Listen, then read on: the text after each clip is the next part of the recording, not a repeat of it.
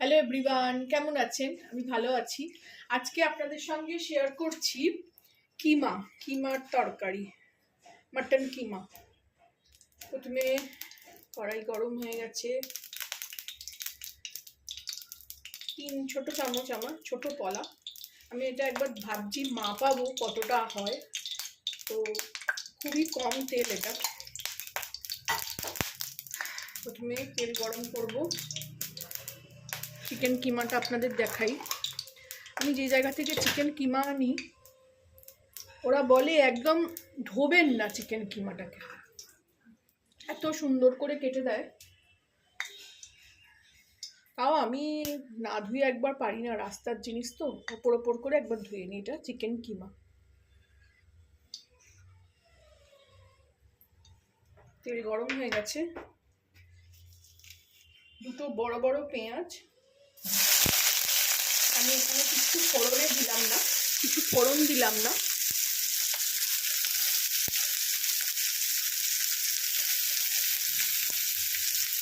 একটু নুন ছিটিয়ে দেবো যাতে পেঁয়াজটা তাড়াতাড়ি গলে যায়।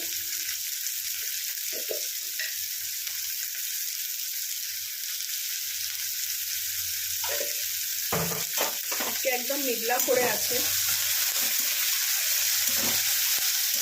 আষাঢ় মাস থাকাটাই স্বাভাবিক। কালকে খুব বৃষ্টি হয়েছে। পেঁয়াজটা ভালো করে ভেজে দিয়ে ফেরত আসছি।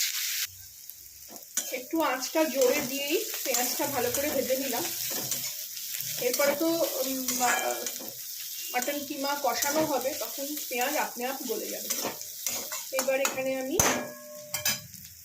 একটু রসুন, একটু আদা,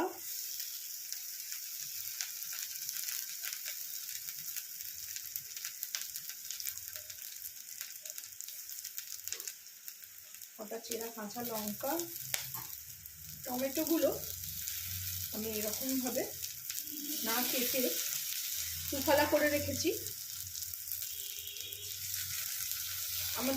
আমরা ছোটবেলায় দেখেছি, আমার সেজ কাকা তখন, যখন আমরা ছোট রান্না বান্না শিখিনি, তখন আমার সেজ কাকা খুব রান্না বান্না করতো।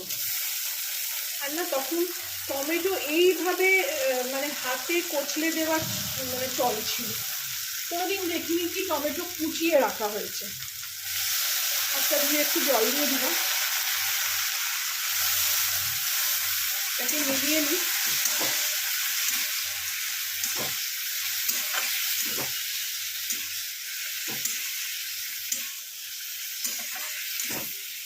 একটু আলুও দেবো, এরকম কেটে ছোট ছোট করে রেখে জলে ভিজিয়ে রেখেছি। এখানে আমি শুকনো মশলাগুলো একটু দিয়ে দেবো।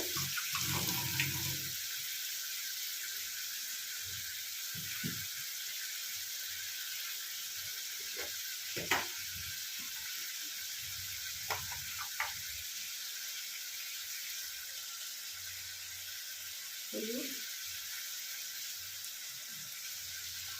কাশ্মীরি লঙ্কার গুঁড়ো।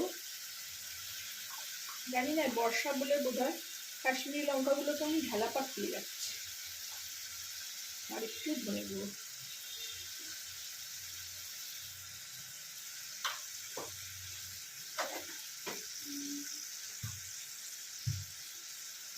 একটু চিনিও দিয়ে দেবো।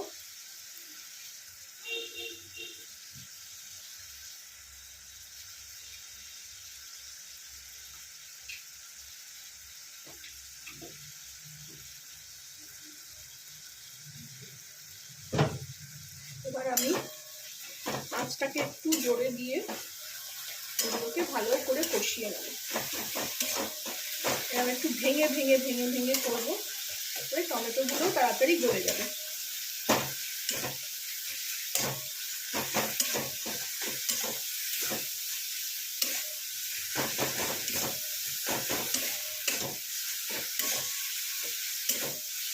মশলাটা আমি কষিয়ে নিয়ে ফেরত আসছি। আর জোরে দিয়ে মশলাটা কষাচ্ছি আমি। দেখুন কি সুন্দর কালার এসছে, অনেকটাই কষানো হয়ে গেছে। এরপর আমি এতে এই ছোট ছোট করে কেটে রাখা আলু, কারণ আলাদা করে আর মশলা কষানোর দরকার নেই, যেটুকু দরকার ছিল কষালাম। আর তার সঙ্গে এই কিমা,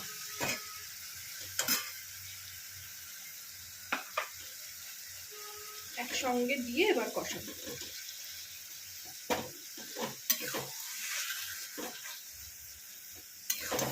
আঁচটা আমি এই সময় জোরেই রেখেছি।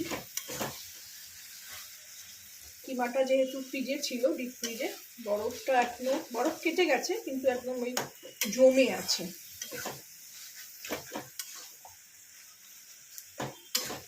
এইভাবে আমি এবারকে এটাকে কষাতে থাকবো। এইসব জিনিস রোজ রোজ মানে মাটন, চিকেন কিমা, মাটন কিমা এগুলো তো রোজ রোজ খাওয়া হয় না। ওই বারবার বলছি, ছেলে এখন এসছে, ছেলে এই 6 তারিখে আবার চলে যাবে, 6 জুলাই। তো থাকতে থাকতে এগুলো আমি করি, ও যখন আসে তখন আমি করি। কারণ কি ও হস্টেলে থাকে, খাবার দাবার সেরকমই মানে ভালো পায় না।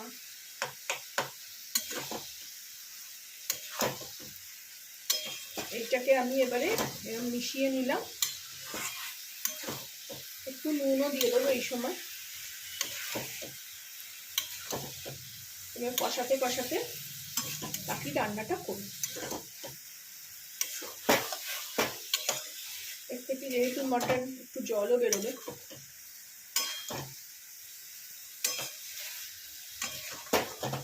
একদিন মাটন এনেছিলাম, গত শনিবারই মাটন এনেছিলাম, তার সঙ্গে মাটন কিমাও নিয়ে এসেছিলাম, সেটা এই শনিবার করছি। এই সময় একটু নুন দিয়ে দেবো আর আঁচটাও কমিয়ে দেবো।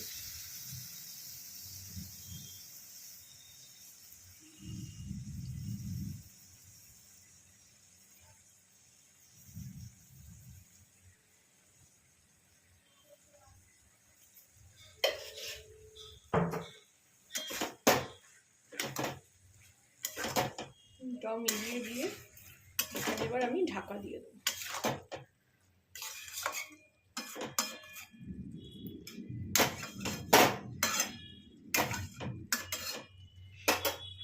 মেঘ ডাকছে কিন্তু বৃষ্টির নাম নেই। কালকে অবশ্য অনেক বৃষ্টি হয়েছে, কি সুন্দর কালারটা এসছে।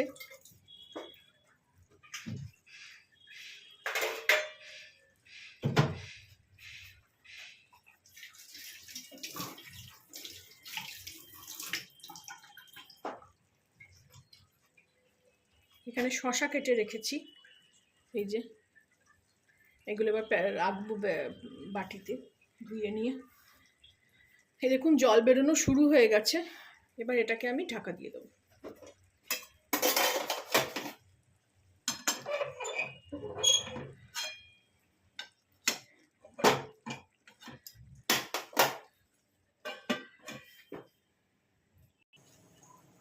ফিরে আসলাম, দেখি, তারপর থেকে আমি আর খুলিনি। একবার নাড়িয়ে দিলে হয়তো ভালো হতো।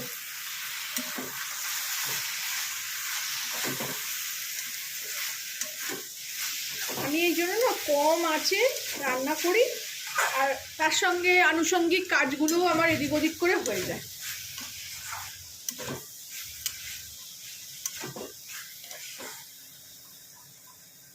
আলু তো সেদ্ধ হয়ে গেছে, কিন্তু তাও আমি একটু জল দেবো।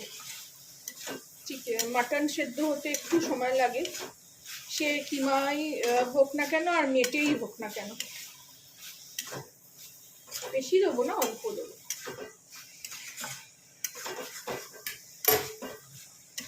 জোর আছে, এগুলো কষিয়ে নিই।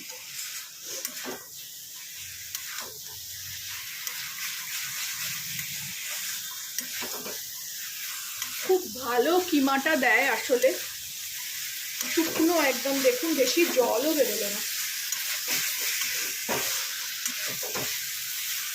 শীতকালে করলে না আমি একটু এতে কড়াইশুঁটি দিই, খুব ভালো লাগে।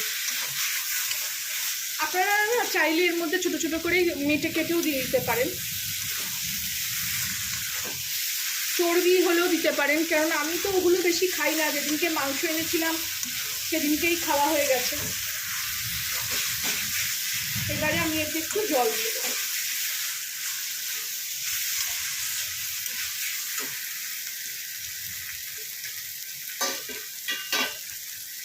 দিয়ে দিলাম।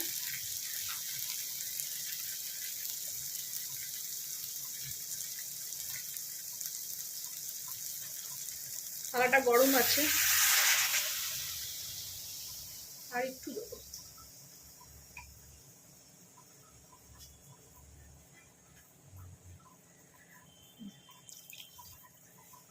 আঁচটা আবার বাড়িয়ে দিলাম।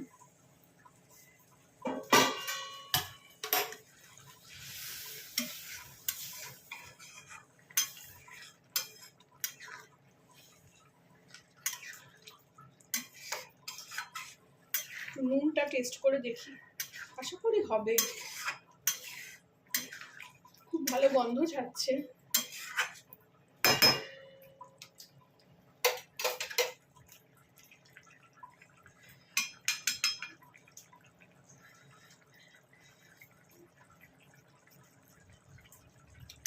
হ্যাঁ, নুন ঠিক আছে, ঝাল হয়নি একদমই। একটু গোলমরিচ দিয়ে দেবো। আঁচটা কমিয়ে দিলাম আবার।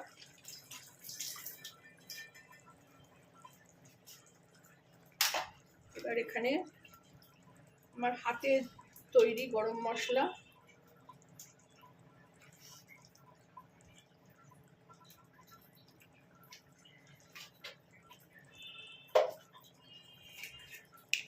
একটু গোলমরিচ, ভাল লাগে গোলমরিচের ঝালটা, দেখবেন এটা ক্ষতিকারকও বেশি না। তাও যাদের ঝাল খাওয়া বারণ তো সব ঝালই বারণ।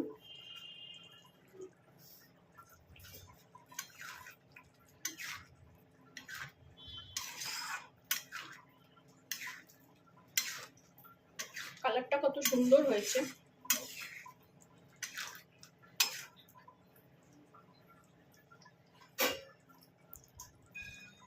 এইবার আমি এতে একটু অল্প করে ঘি দেবো,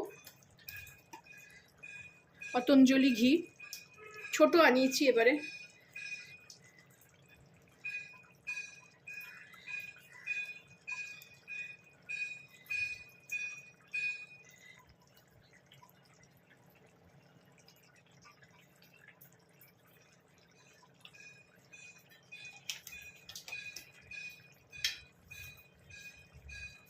আর দেবো এতে আমি ধনে পাতা।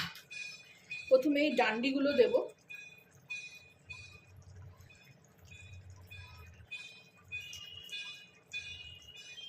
ডান্ডিগুলোতে বেশি ফ্লেভার থাকে। তারপরে একটু উপর থেকে। আপনারাও এভাবে বানিয়ে খাবেন, জানাবেন আমাকে কেমন লাগলো। ভালো লাগলে আমার চ্যানেলটাকে একটা লাইক, শেয়ার এন্ড সাবস্ক্রাইব করে দেবেন।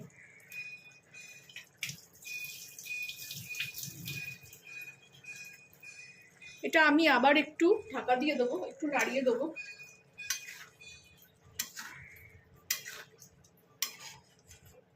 এতটা জল থাকবে না, আরো শুকিয়ে যাবে।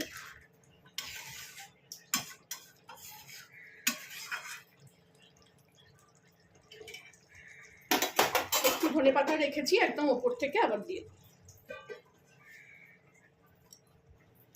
ফিরে আসলাম। এইবার সেদ্ধটা হলো।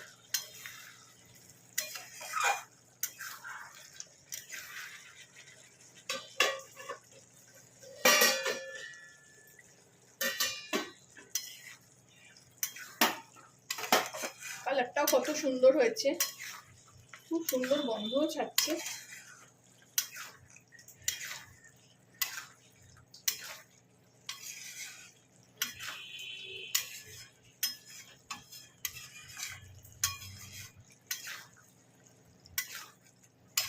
আর এটাকে কিছু করবো না, এবার বন্ধ করে দেবো। ওপর থেকে আরেকটু ধনেপাতা সরিয়ে। আমার আবার ধনেপাতা এতটাই ভাল লাগে যে আমি মানে কাঁচাই খেয়ে নিতে পারবো।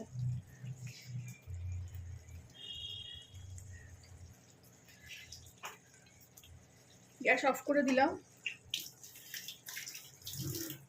আপনারাও এইভাবে বানাবেন। যদি কোনো দিন না খেয়ে থাকেন কিমার তরকারি এইভাবে, মাটন কিমা, তাহলে অবশ্যই আমার রিকোয়েস্টটা একবার বানাবেন, খেয়ে দেখবেন কেমন লাগে। দেখতেও খুব সুন্দর হয়েছে, ধনেপাতা দিয়ে আরো কালারটা ফিরেছে।